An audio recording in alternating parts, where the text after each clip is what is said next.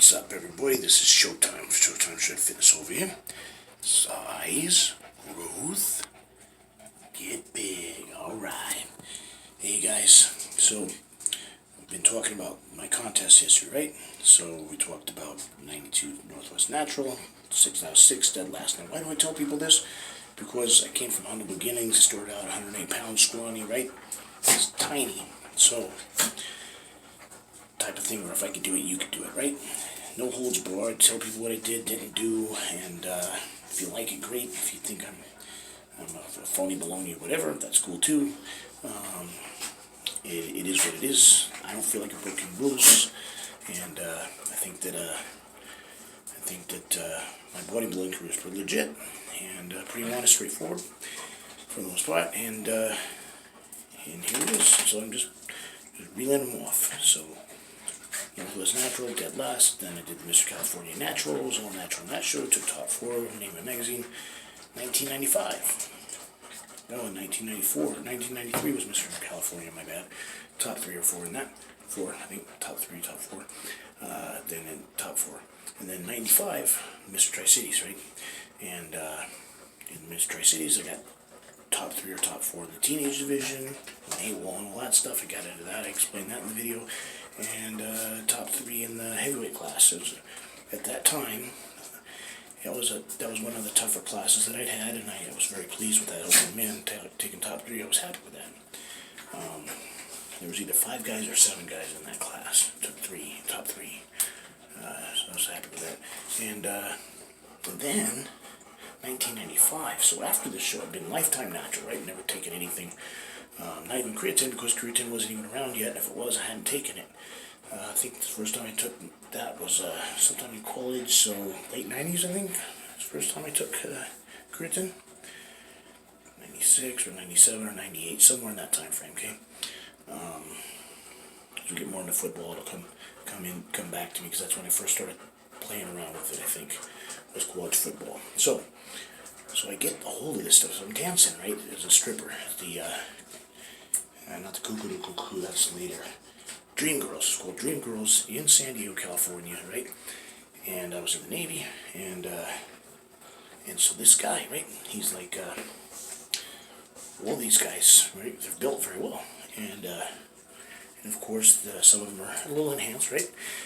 One guy, and I don't know if he's on anything or not, okay? I ain't calling people under the bus, okay, but this guy was the biggest of all of us, right? He was huge, big, full muscle bellies. The long curly black hair, he would do a Michael Jackson routine, right? So he would come out like Michael Jackson would do the dancing thing, and he had these the gloves and the hat and all that stuff. He had a good routine, right?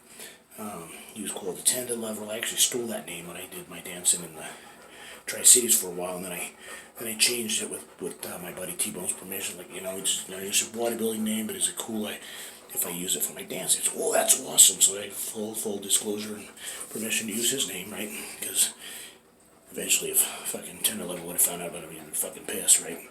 He gets fucking possessive of that stuff, which I'm in the entertainment industry. Get it? That makes sense. And but he was 225 and pretty lean too, big full muscle bellies. And he would come out and do his routine. The girls loved him. Plus, he had the titles, because he was Playboy Centerfold one of those years, right? And so he would have stacks of magazines, Playgirl magazine, right? And he would charge the girls for signed autographed pictures and give them the magazine and everything, right? So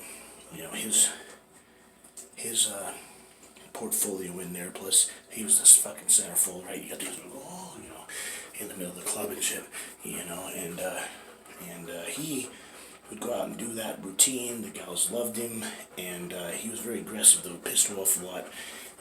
One time, this dude comes out and he's doing his routine, and somebody's like, he's stuffing, and he was like, what? And he comes back after his routine, wham, knocks the guy out, right? He took that very personally, but it was silly, because fucking his picture's all over the fucking club, right? If you're stuffing, if you're fucking faking it, right? The G-string don't cover much, number one, right? So even if you're stuffing, if they go, oh, that's proof in the pudding, right? And what was the dude's name? Dancing Dave. Dancing Dave was the MC dude, right? And he would come out and he would introduce these guys, right? And we introduced us guys, right? And the fuck was I going by back then? I don't even remember what fucking stage name I used, or if I even fucking had one at the time. But he would announce us, right? And when he would announce Tender Lover, right? His real name was Clef. He would say, all right, ladies, I can't say this about all the guys in here, but have you ever seen horses? This guy's hung like one. He's hung like a horse over here, right? And the ladies, and of course, they have the pictures, the fucking photo shoot, right? So, by Playgirl magazine. So, so for him to come back and get all pissed off and punch the guy and knock him out, I thought that was a little overboard, right? But nobody ever accused him of that again, right? That was the last time they did that. And so he'd come back, somebody used a song, right?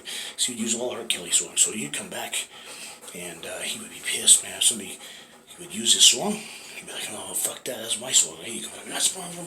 He'd come back and give him an ask you, oh, sorry, and Cliff, and da-da-da. And they would go change their music, right? And he didn't put up with anybody's shit.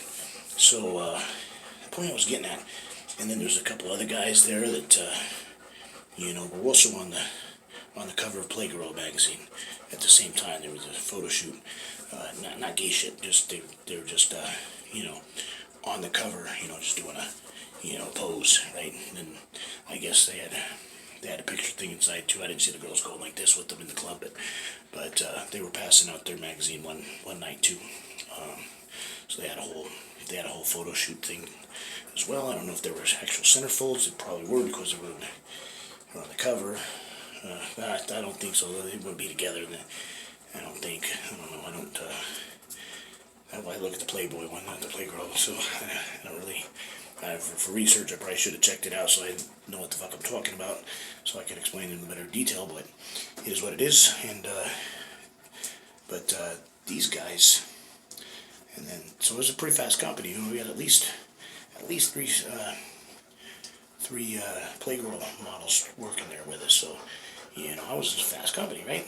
I'm this fucking 20-year-old kid, and I'm fucking handing over my ID, going, oh, I'm busted, right? Because I didn't know you had to be 21. I thought you had to be 18. So I'm thinking, oh, I'm busted. So I hand him my ID. He looks at my ID.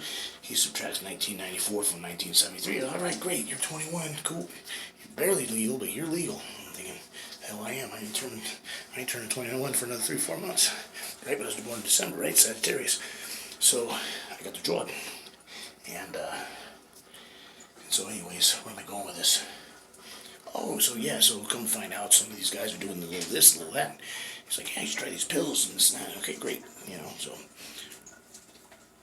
So I've been doing a lot of research up to this point, right? Never taken nothing, right? And so I get fucking, we do a shot. Normally I don't do any drinking on the job, right? Especially if I'm driving. So right at the end, passing out shots, and I just did one little shot on my way out the door, right? Man, get pulled over. I get these fucking pills in it, right? I'm fucking going to fucking jail. Because I was gonna grab my, put on a seat, right? So I grab my ID, and I'm reaching for my ID, and we're gonna reach for my pills. Shit. Fucking 5 cops, boom! Don't you do that? We're gonna fucking shoot you. And they got the fucking light in there. Those fucking California cops, they don't play around, man. They're not nice like here in Kennewick and Pasco and Richland. They're mean. So I'm thinking, oh man, it's the one time I got pulled over. I almost got shot. And I was like, damn, man. And they're gonna pull me out of here. They're gonna search me. They're gonna get me with Anadrol 50. I'm gonna get fucking kicked out of the United States Navy. This is fucked up, right? I'm only weighing like $170 or something, right?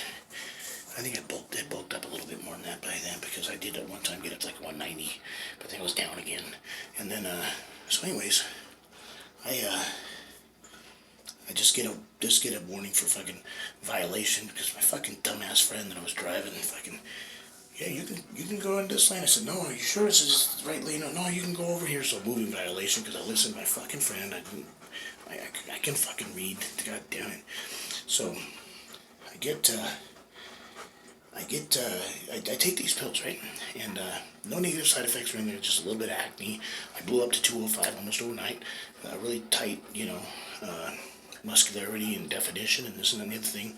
No negative side effects. I was, chasing people around with a knife on the ship, and kind of poking them with a little bit, but just playing, right? Just playing around. and it scared a couple people a little bit, but I was just playing. It was just a joke. I wasn't hurting anybody. So, and most people would laugh. It was just, it was funny. It wasn't hurting nobody, and wasn't mad at anybody. I was just like, hey, here's a knife, and they're, whoa, and so I would chase them because they would run, and so it was funny. But anyway, so that was the only side effect, and just a little bit of acne and just a little bit of aggressive behavior, and other than that, just a normal guy, just like normal, so, but anyways, I ran out of pills, okay? So now what the fuck do I do, right? And then didn't know about PCT or nothing like that back in the day. So now this natural bodybuilding competition is coming up. I'm like, oh, I might go watch that. And I'm just hitting the gym like crazy, and I'm like, going to train heavy no more, nothing, because the dumbass, if you're natural, you really want to hit the weights hard, right? So I'm doing lightweight for 20 reps, 30 reps. I'm doing back to the Arnold workouts 2, 3, 4 hours a day, right? Body weighted tank, man. I was down to like 170. So I lost all the gains that I got off of that one little tiny cycle of Anadrol 50. I fucking lost it and then some. So I lost the gains plus another 7 to 10 pounds on top of it, right? I got a small. And then fucking Jimmy Fallon, the gym owner, has the nerve to say, hey, you look really good. You got shoot real quick. I lift up my shirt. I wasn't training, guys. I wasn't in prep or nothing. He goes, hey, you should compete tomorrow. Let's go to my house. So he cut me some music. He fucking gave me some fucking razors so I could fucking shave down in the shower room and shit. And fucking Jimmy Fallon. Goddamn, I can't believe I listened to him. But he's put on the contest, right? And it was kind of light on competitors that year. So I fucking placed second, right? Natty, fucking smaller than when I did the juice. Fucking freaking out, going, God dang, man. I got third last year, I'm gonna get fucking last place. What the fuck, right? Got second. So, and Natty, so it just goes to show you, you don't need the steroids, right? Do they help? If you know what you're doing with them, of course, right? Back then, obviously didn't, because I didn't even keep any of my gains. I lost them all, plus another 7 to 10 pounds. So I was worse, right? Not better. Then I go through with all the depression and all that other bullshit. So that's what I like about people being more open about it. The thing I don't like about it is kids think it's part of the game now, and it's not. Okay? But, oh great, here comes the wife. I'm in trouble again. So, but with a certain education, at least this way, people are already knowing. It's frustrating though, because, like I've mentioned many times, it's the fucking gym. Before the gym membership, they want the drug membership, right? They want the drug prescription. But the good news is that they've already kind of got everything planned out on what they want to take and having the PCT. But I'll see these goddamn guys, and I'm like, okay, this guy might blow up. And but they don't really look like anything. So like anything on this, any kind of muscle, this guy's gonna look huge. And I see him, another week goes by. Not really, but it takes 7 to 10 days to kick in. Okay, unless it's the orals. But this guy's on the injectable, and he's 7 to 10 days, right? Looks the same. I see him a month later. Still almost looks the same. See him doing.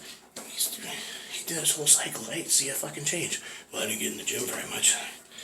What are you fucking juicing for, you fucking knucklehead? I told you to stay natural, you stupid motherfucker. That breaks you out of plateaus. That takes you to another level when you're already at another level because you fucking put in 2 to 5 years of your life. I trained for about 15 years, or 16 years, something like that, before I ever touched anything, right?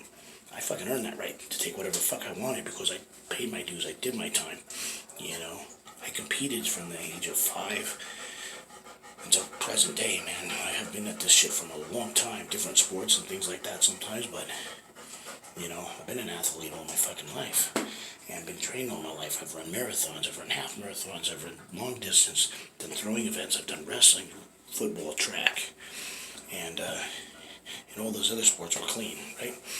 And so I got no regrets, I got no sorries, I got no issues with nothing, right? So it's personal power of choice, in my opinion.